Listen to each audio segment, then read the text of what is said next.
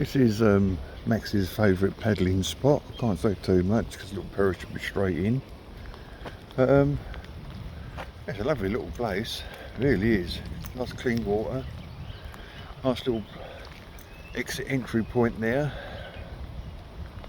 Yeah, like I say, it's lovely. Had a bit of rain, so as you know from the first reel, the water's quite expanded. All that from the bridge we see filters its way around here. This isn't as bad as I thought it'd be, but then there's an overspill further down that goes onto the canal, and this is one of my favourite little houses over there. Ever since I see that film First Man in the Moon, set in the old Victorian times with a scientist, he develops this stuff, makes a sphere and goes to the moon with his mate and some bird. It's like, ever since then I've actually wanted a house on a canal. Another failed dream. Let's get the lottery up big time. I'll have my own house built, my own canal built. This is the navigation River Lee, or quite simply the canal. And as you can see, it's raining still. Up, up, up. And so I say, not been down here for absolutely ages. You can see there's a lot of pressure behind that gate. As you know, water runs downhill. Fantastic invention really, isn't it now? Canal. Maxie, move. I know you're a clever boy, but go on, don't tempt it. Good boy. How do I say? Fantastic device. Beneath, away. Away,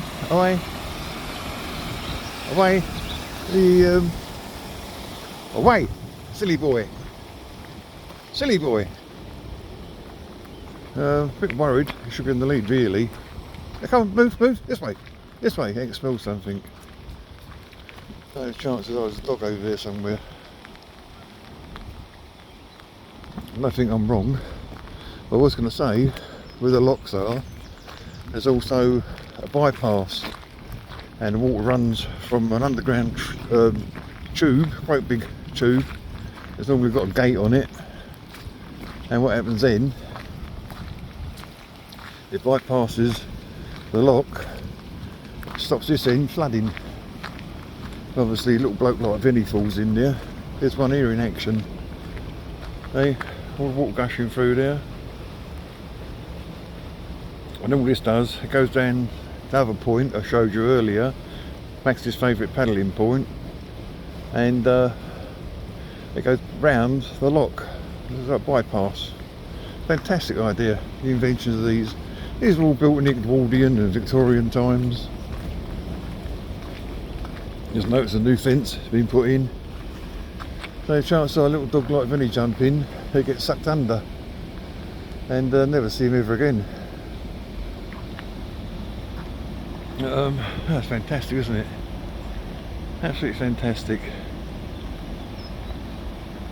I mean, had a few machines like mechanical cranes and diggers and things like that, but mostly it's all dug out by hand. It's gone on for literally thousands of miles, the canal, up and down the length and breadth of the country. You can see that's had its day. That's gone over, it's all split. Move. Keep moving. As I say, really and truthfully, I should use my brain, what little I've got, and then Vinny on the lead, going past that lock. Because obviously, like I said to you, there must be something on the other side they can smell. And because of that, it's getting too close to the edge. One little slip, boom, he's in, gone. Ah, dear. What can you say? It's lovely down here though. Really nice. Not been through this part for absolutely, well, since last year, at least last year, or middle of last year. The rain's going away, it's just lightly spitting. Take my hood off. I've actually got waterproof jacket. The trouble is though, it's a thermal jacket, so you get dry on the outside, wet on the inside because you're sweating. Can't win. You need, well, I need a lightweight waterproof jacket that's breathable but you don't sweat. And you can buy them, but by heck they're expensive. I ain't got money to waste on something like that. That path we walked down, like I say, we was on the other side. We'd have had to go absolutely miles down, haven't we? There is no other place you can possibly go other than that lock house. Like I say, in those days, every lock had a house. Every house had a lock keeper, and his one job was opening and closing the locks for narrowboats, or canara boats as we used to say. They're narrowboats, goes on canals. Simple really. And nowadays, everyone who's got a canara boat has their own key. So they don't need that no more.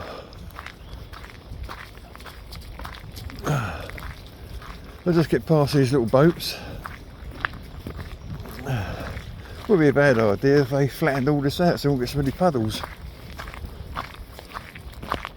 It looks like there's a flock of birds in front of me, and I'm really not sure what they are.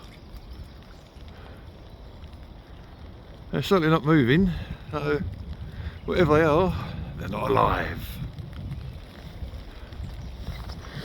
Anyway, we've got a plod on, soaking wet feet. There's wearing my trainers. I've got a pair of half wellies, or quarter wellies in the car somewhere. Should put those on maybe. I know, it's too easy. Let's walk around puddles. Well, there's little Wellington boots, you'll walk through puddles, can't you? Obviously. I knew that, did you? Yep. Like I say, these are nice little boats, aren't they, these ones? I don't know why they're double moored. No idea at all. This is like one of those little cruise ones you see. I'm not quite sure if it's like for the canals or for the open sea. Not too sure really. Estuaries maybe. That's a lovely little bit of glass there, isn't it? Not birds at all, just a bike and a load of rubbish. Deceiving, isn't it? They're all gone. Keep going. This one is from Cheshire. Wow, that's a long way. I say, literally thousands of miles of this stuff up and down the country. Or countries. You know, Wales, England, Scotland. Must be a fantastic experience, but I would like to live on one. I'll probably be sick as a pig every day. I just don't do water. I know this ain't water and hardly moving, but I know it does move when you get high wind. And like I say, it's just, I get a bit seasick going across the Isle of Wight. You know, it's the Whiteling Ferry. Us caps do not make good travellers. I can drive, I can drive anywhere. But like I say, being in the back of a car or being on the open water does me no favours. Not at all. This is one of the only gunning placements we have. I don't know if you can see that over there. Some idiot's been over with his graffiti, all his old spray tins, and absolutely no respect. I mean, it's part of our heritage. We come through World War II for the very freedom of speech, very freedom, like, you know, to somebody going to abuse it with their tins of spray paint. I don't know, I don't understand people, really don't. Most of these have got cars and two people. They drive the car, park up, then they come back to their narrowboat, chug a few miles, and the car will be waiting for them.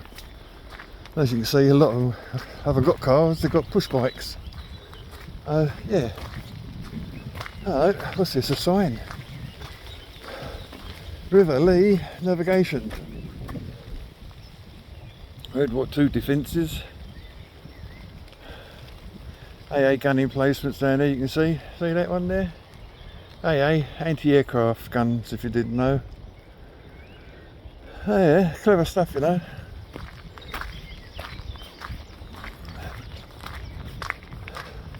I'll give you a tip.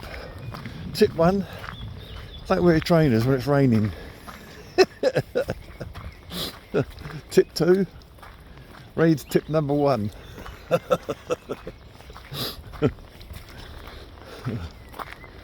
Oh, Vinny feels there. He's freezing cold, he is. He's not cold.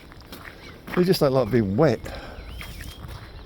You can just about make that out through the trees.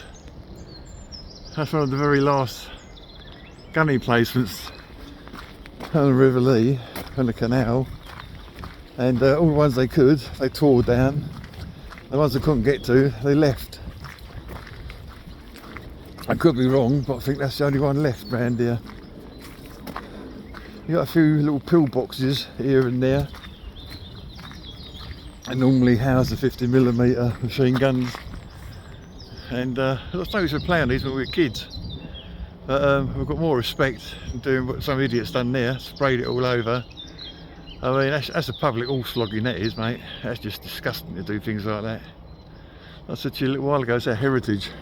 That's part of who we are. And for some idiot to come along and do that, well, absolutely disgusting in my opinion. But who am I? Right then guys, happy days. Hopefully the sun will come out later on. Never know your luck. Take care. 2 huge blooming fills in one morning. Wow! What do you think, guys? Oh, Max wants to stay, Vinny wants to go home. Right, later. Bye.